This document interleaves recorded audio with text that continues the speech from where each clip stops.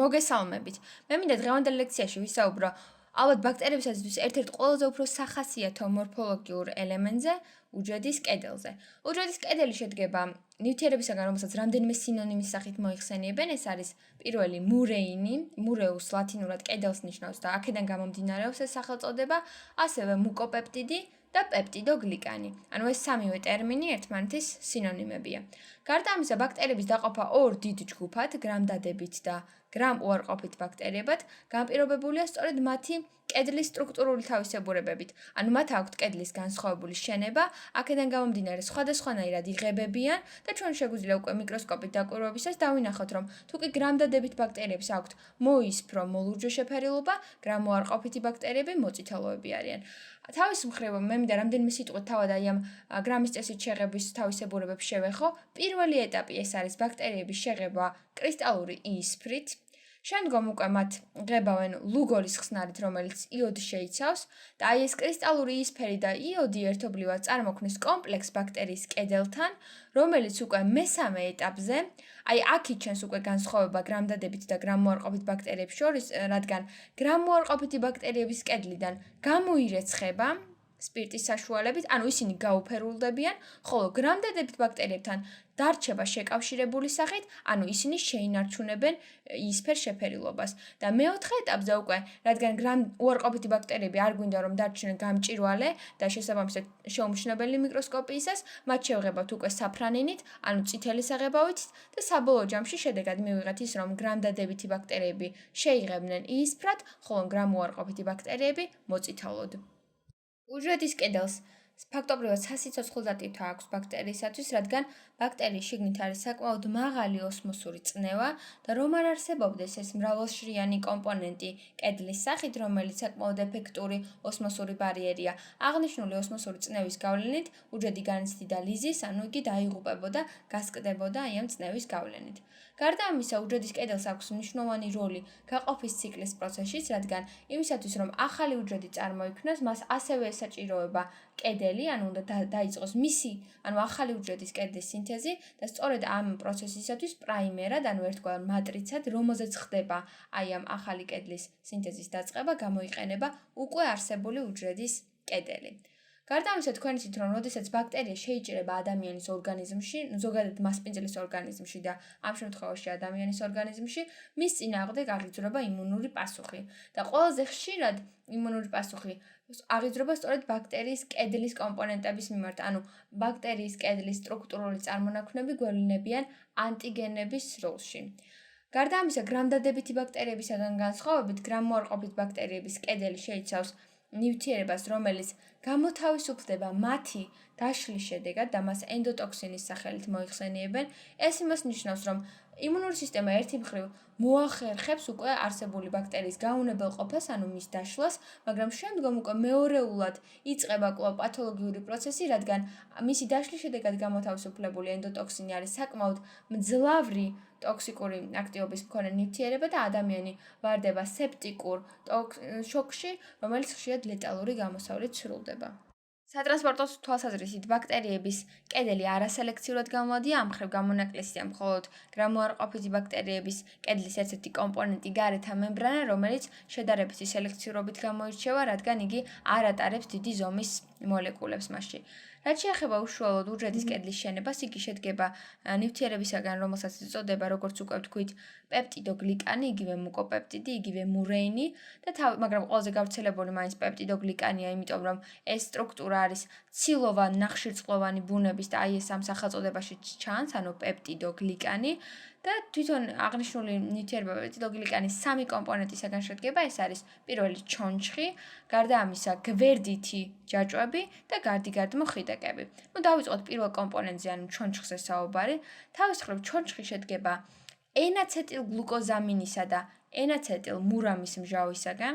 აი თქვენ სურათზე ხედავთ გლუკოზას, რომლის მეორე ნახშირბადთან დაკავშირებული არის ამინოჯგუფი და თავის მხრივ ამინოჯგუფის აზოტთან დაკავშირებული არის აცეტილის ჯგუფი, ანუ იგი არის N-აცეტილირებული, ეს იმას ნიშნავს, რომ აზოტთან არის დაკავშირებული აცეტილის ჯგუფი, N-ი ამის მანიშნებელია.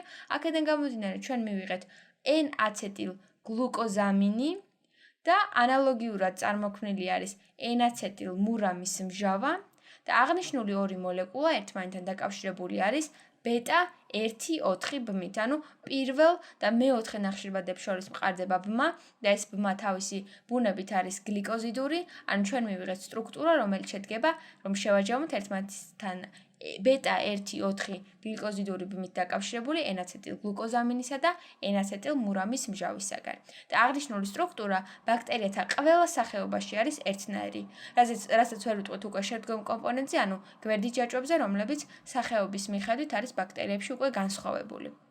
გვერდითი ჯაჭვი თავისი ქიმიური ბუნებით არის ტეტრაპეპტიდი, ანუ 4 ამინომჟავისაგან შექმნილი პეპტიდი და როგორც ნებისმიერი პეპტიდი, ესეც შედგება 2 დაბოლოებისაგან, ეს არის N ბოლო და C ბოლო და თავისი N ბოლოთი, ანუ ამინოჯგუფით დაბოლოებული ნაწილით იგი დაკავშირებულია ენაცეტილმურამის მჟავასთან, ხოლო C ბოლო, ანუ კარბოქსილური ბოლო, არის თავისუფალი. ესე იგი, გვერდითი ჯაჭვები უკავშირდებიან ენაცეტილმურამის მჟავას. ჩამოვთვალოთ ის 4 ამინომჟავა, რომელიც უკვე უშუალოდ მონაწილეობას იღებს ტეტრაპეპტიდის მშენებლობაში. პირველი, ეს არის ბაქტერიათა უმეტესობაში L-ალანინი, ანუ ალანინის L იზოფორმა, მეორე ეს არის D-იზოგლუტამინი, მეოთხე ისევ ალანინი, ოღონდ პირველისაგან განსხვავებით არა L, არამედ D-იზოფორმა, ანუ D-ალანინი. რაც შეეხება უკვე მესამე პოზიციას, სწორედ აი აქ იჩენს თავს სახეობათა შორისი განსხვავება, რადგან თუკი გრამუარყოფითი ბაქტერიები ამ პოზიციაზე შეიცავენ დიამინოპიმერის მჟავას, გრამ დადებით ბაქტერიებში მოთავსებული არის L-ლიზინი. გარდა ამისა, დიამინოპიმერის მჟავას აქვს ძალიან დიდი მნიშვნელობა, რადგან თუკი საკვებ ნიადაგზე ჩვენ მოვათავსებთ ისეთ ბაქტერიებს, რომელთაც მუტაცია აქვთ განცდილი და არ შეუძლიათ დიამინოპიმერის მჟავას სინთეზი დამოუკიდებლად, მაგრამ გარედან მივაწვდით დიამინოპიმერის მჟავას, ისინი შეძლებენ აქედან დამოუკიდებლად უკვე ლიზინის დასინთეზებას, მაგრამ თუ მათ მხოლოდ ლიზინს მივაწვდით, ისინი ვერ შეძლებენ დიამინოპიმერის მჟავას დასინთეზებას, თუ რა თქმა უნდა მათ ფერმენტული დეფიციტი აქვთ მუტაციის გამო და ასეთ ბაქტერიას არ ექნება გამრავლების უნარი. შესაბამისად, ამ ექსპერიმენტით დგინდება, რომ დიამინოპიმერის მჟავა აუცილებელია ბაქტერიების გამრავლებისათვის, რადგან ჩვენ ვთქვით, რომ კედლის ერთ-ერთი მნიშვნელოვანი ფუნქცია არის მისი მონაწილეობა გაყოფის ციკლში და სწორედ დიამინოპიმერის მჟავას ენიჭება ამ მხრივ განსაკუთრებული მნიშვნელობა. ესე იგი, ჩვენ განვიხილეთ უკვე უჯრედის კედლის ორი კომპონენტი, ეს იყო ჩონჩხი და გვერდითი ჯაჭვები. ჩონჩხი შეიქმნა ენაცეტილგლუკოზამინისა და ენაცეტილმურამის მჟავისაგან და სწორედ ენაცეტილმურამის მჟავასთან არის დაკავშირებული ტეტრაპეპტიდური გვერდითი ჯაჭვი. რაც შეეხება უკვე მესამე კომპონენტს, ანუ გარდიგარდ მოხიდაკებს, ეს არის ძალიან განსხვავებული სახეობებს შორის, ისევე როგორც გვერდითი ჯაჭვები და ამ შემთხვევაში თქვენ სურათზე ხედავთ სტაფილოკოკუს აურეუსის, ანუ ოქროსფერის სტაფილოკოკის კედლის სქემატურ გამოსახულებას და ამ შემთხვევაში გარდიგარდ მოხიდაკის როლში გვევლინება პენტაგლიცინური კავშირი, ანუ 5 გლიცინისაგან შემდგარი მოლეკულა, რომელიც ერთმანეთთან აკავშირებს უკვე გვერდით ჯაჭვებს. თავის მხრივ, ეს არის ერთ-ერთი გვერდითი ჯაჭვის მეოთხე ამინომჟავა და როგორც ეს უკვე ვთქვით, არის ყოველთვის D-ალანინი, ხოლო მეზობელი გვერდითი ჯაჭვის მესამე ამინომჟავა, რომელიც ამ შემთხვევაში L-ლიზინია, რადგან სტაფილოკოკუს აურეუს ეს არის გრამდადებითი ბაქტერია და აქედან გამომდინარე მესამე პოზიციაში ლიზინია მოთავსებული და აღნიშნული ორი ამინომჟავა, ანუ გვერდითი ჯაჭვები, ერთმანეთთან დააკავშირა პენტაგლიცინურმა გარდიგარდ მოხიდაკმა. მაგრამ როგორც უკვე ვთქვი, ეს არის ძალიან ვარიაბელური სახეობებს შორის, ზოგან შეიძლება პენტაგლიცინი საერთოდ არ იყოს და პირდაპირ დაუკავშირდეს გვერდითი ჯაჭვები ერთმანეთს. ეს კავშირი გარდიგარდ მოხიდაკების არსებობა მიუთითებს იმაზე, რომ მიუხედავად იმისა, რომ ბაქტერიების კედელი არის მრავალშრიანი, ჩონჩხის მრავალი შრისაგან შედგება, ეს არ არის განცალკევებული მოლეკულები, არამედ პირიქით, აი ამ ხიდაკების გამო იქმნება ერთიანი უზარმაზარი დაკავშირებული მოლეკულა, რომელიც არის განსხვავებული სისქის, გრამდადებით და გრამუარყოფით ბაქტერიებში, კერძოდ გრამდადებით ბაქტერიებში არის გაცილებით სქელი, დაახლოებით 40 შრისაგან შედგება და უჯრედის კედლის მთელი მასის 50%, ნახევარი უჭირავს, მაშინ როცა გრამუარყოფით ბაქტერიებში პეპტიდოგლიკანი არის საკმაოდ თხელი, დაახლოებით 1 ან 2 შრისაგან შედგება, 5-10% ქმნის მთლიანი უჯრედის კედლის მშრალი მასისა და სწორედ ამით არის განპირობებული, რომ გრამდადებით ბაქტერიებთან ის საღებავი, ანუ კრისტალური ისფრისა და იოდის კომპლექსის შეკავშირებული რჩებოდა, ხოლო გრამოარყოფითი ბაქტერიების კედლისაგან საკმაოდ ადვილად გამოირეცხებოდა. გმადლობთ ყურადღებისათვის, ეს იყო ზოგადი ნაწილი, ჩვენ შემდგომ ლექციებში უკვე კერძო ნაწილზე ვისაუბრებთ, ანუ განვიხილავთ გრამდადებითი და გრამოარყოფითი ბაქტერიის კედელს ცალ-ცალკე.